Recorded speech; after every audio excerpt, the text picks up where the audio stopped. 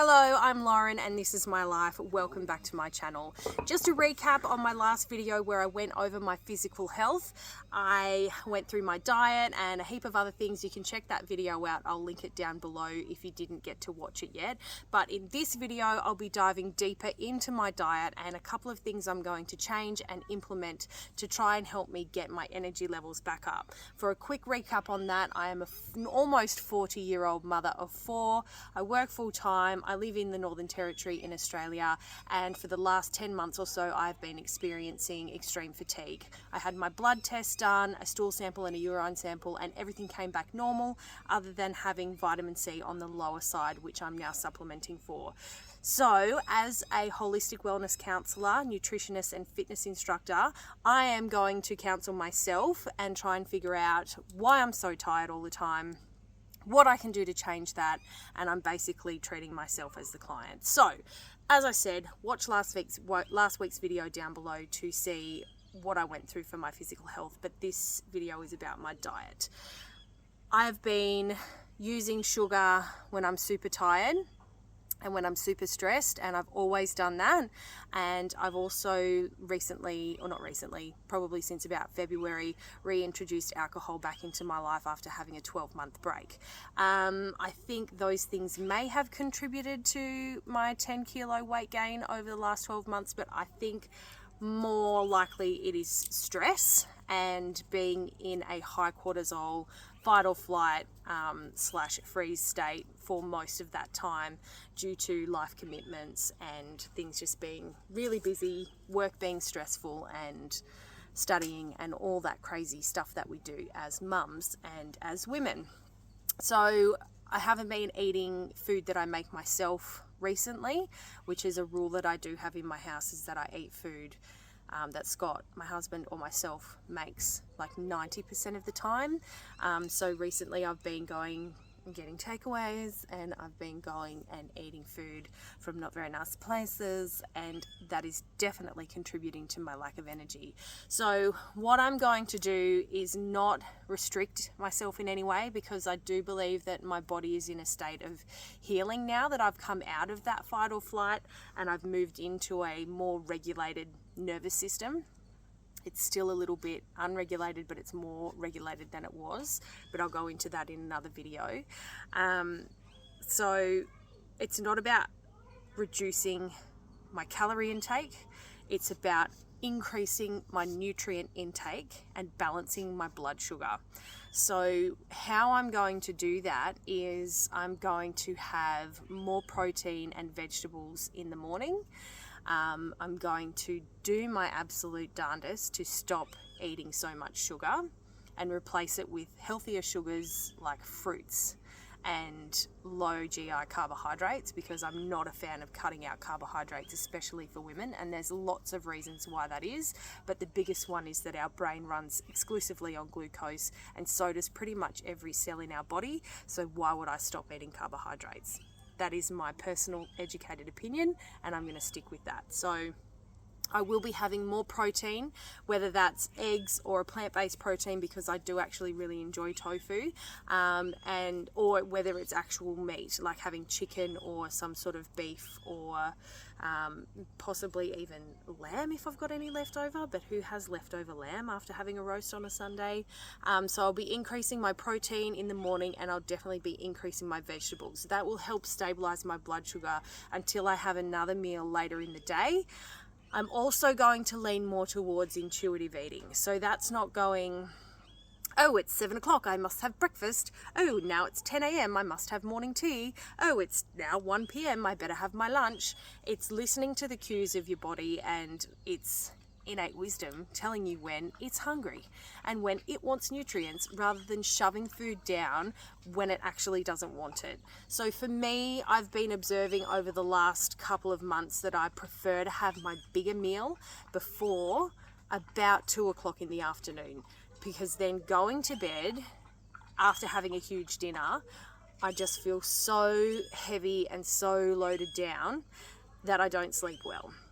There is a general rule that you shouldn't eat approximately 2 hours before you go to bed, so that your body has had enough time for your stomach to start digesting your food.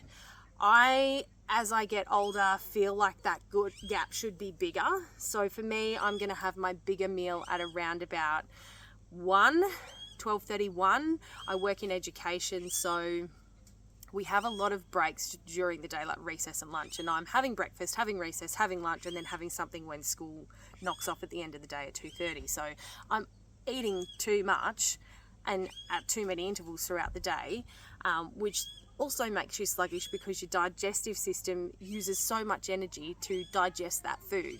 So I'll be intuitively eating, which will be, eating when I'm hungry in the morning, which I'm telling you now, I wake up really hungry. Breakfast is like my favourite meal of the day.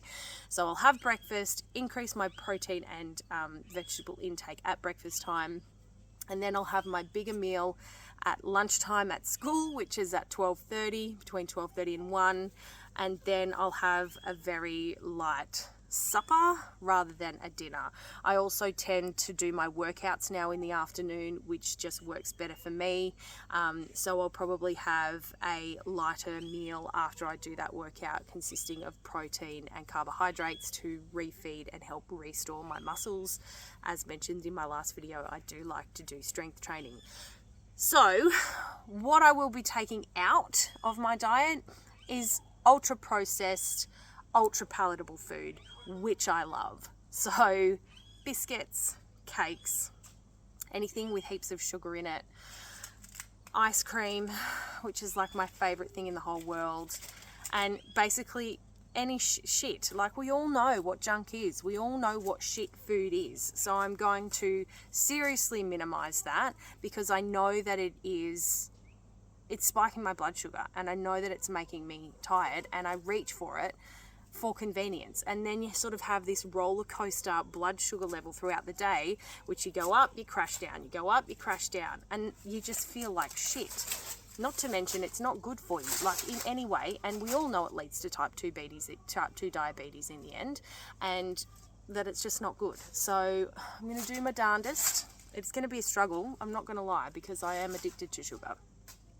And I'm going to increase my protein and my vegetable and fruit intake. So instead of reaching for the sugar, which I do at the end of the school day, which is 2:30 here in the Northern Territory, I always go to the Socials Club fridge at my school and get a chocolate to like reward myself getting through the day. Yay, well done, have a Kit Kat.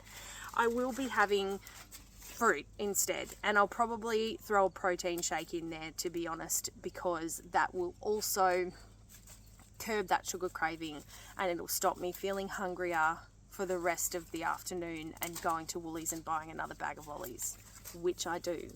I told you I was a sugar addict. So protein, veggies in the morning, then I'm probably going to have protein and a big salad. It's really hot here at the moment. We're moving into the build-up / wet season, so having a heavy cooked meal anytime after 10 o'clock is just going to be so draining and overloading on the system because it's so hot. So I'll have a big salad and some protein for lunch, and then I'll have my fruit and my protein shake for afternoon tea, and then I'll probably have some more protein and more salad for dinner / supper, but a very small light meal portion type thing. I'm going to endeavour to not keep ice cream in the house anymore, which will be really difficult because I don't just love it, but my kids and my husband love it as well. How much protein am I going to be aiming for? It's between 0.5, so it's like 0.5 to a gram per body kilo of weight. Does that make sense? I'm going to be aiming a little bit more to the upper end of that because I am getting older. This is the decade in your 40s where you either make your muscle mass or you lose it for the rest of your life. So I'll be moving into, like I said, I love strength training anyway, but I'll be moving into a more consistent strength training routine, trying to build that muscle as I move into my 40th decade. And to maintain that, I'll be increasing my protein to between 1.5 grams to 2 grams per kilo of body weight. I'm currently 75 kilos.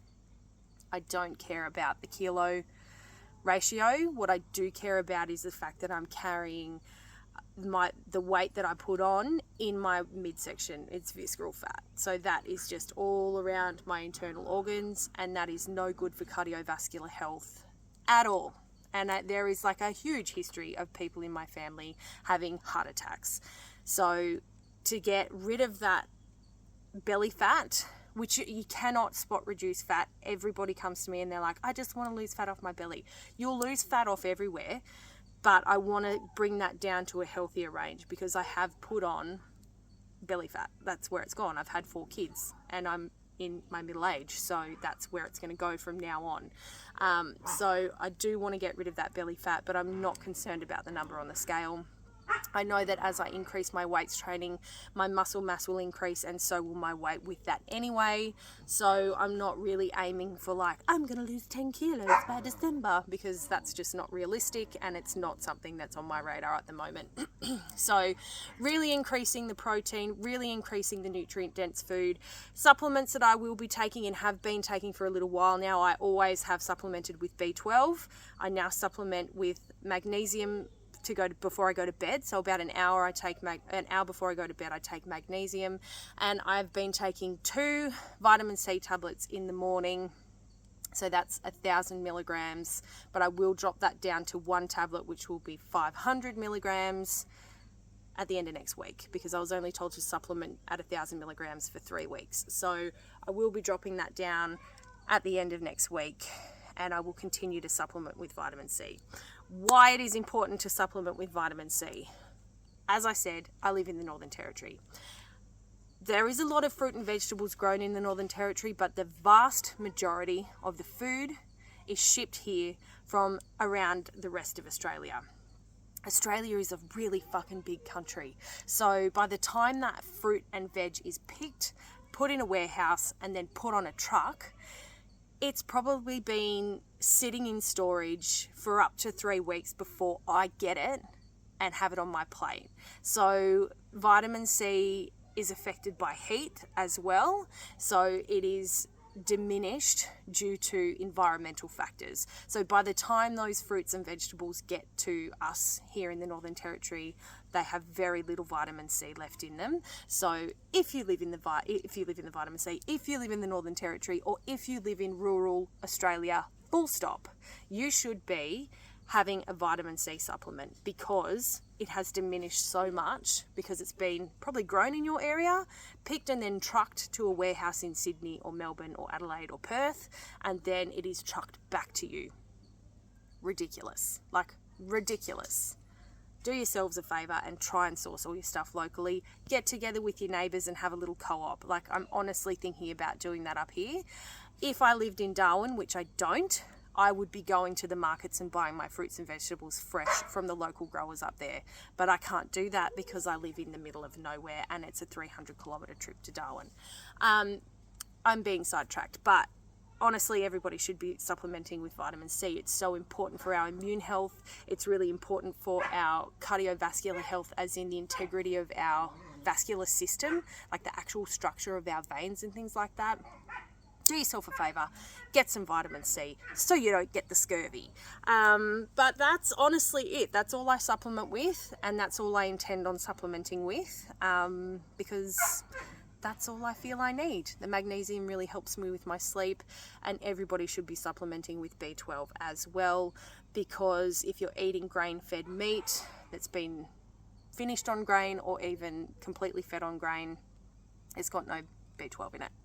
B12 comes from the dirt, and the cows get it when they eat the grass and eat the dirt, and that's how it gets into their muscle tissue, or the sheep, or whatever you're eating, and then that's how we get it. That's how we get it. So maybe don't wash your potatoes when you peel them. No, I'm just joking. But that is honestly how we get our B12, and it's probably really important for people to supplement with that. And don't forget to eat your Vegemite, because that's got B vitamins in it as well. Right, so that's what I'm doing. I will be checking in on Instagram, so go and give me a follow over there. My handle over there is This Lauren's Life, of course, and on Facebook it's just my full name, Lauren Cox. I'll be posting updates on how I'm going with my sugar withdrawals, which is going to be super tough. Like, I'm expecting headaches and mood swings and like actual rage. I'm actually expecting rage. So go and give me a follow over there so you can keep up to date with that and how I'm going. And I'll also post pictures and reels of food that I'm making and stories and things like that. And yeah, don't forget to give me a like and a subscribe. And if you think that anybody else you know would like to come along on this journey with us, share my video as well so that we can get more people on the health and wellness train and finding more balance between our 5 pillars of health. My next video is going to be on mental health. Strap yourselves in, it's going to be a doozy, and I'll make sure I bring a box of tissues. But until then, I'll catch ya.